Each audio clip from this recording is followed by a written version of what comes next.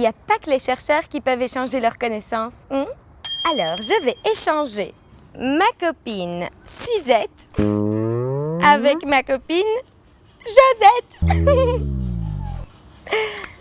Ben oui, moi aussi je connais plein de gens.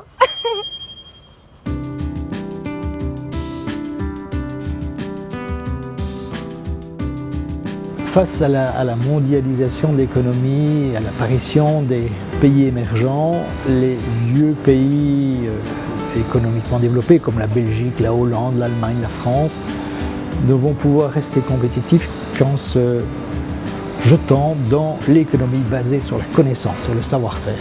Donc importance capitale des centres de formation et des universités dans ce contexte-là. C'est dans ce cadre-là que nous nous sommes regroupés, nous ici à l'Université de Liège, avec l'Université de Maastricht, d'Aix-la-Chapelle et de Hasselt, donc 4 universités, pour mettre en commun, pour mutualiser nos meilleures équipes et nos meilleurs équipements, nos meilleurs outils, pour avoir, disons, une masse critique suffisante que pour avoir un impact au niveau international.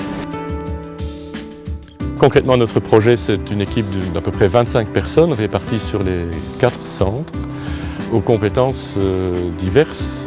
D'une part, des informaticiens, des physiciens, des ingénieurs qui vont développer toute la partie informatique, et d'autre part, des biologistes, des généticiens et des médecins qui vont développer les techniques d'analyse biologique.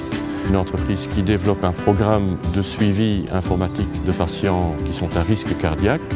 Nous leur apportons une compétence en termes d'analyse de données, de gestion de données qui sont collectées auprès des patients au travers de systèmes informatiques basés sur le web.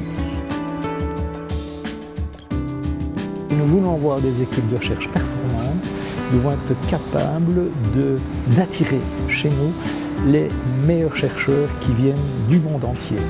Et pour cela, nous devons faire de la bonne recherche, nous devons avoir des bons outils, nous devons avoir une masse critique qui nous permette d'être performants.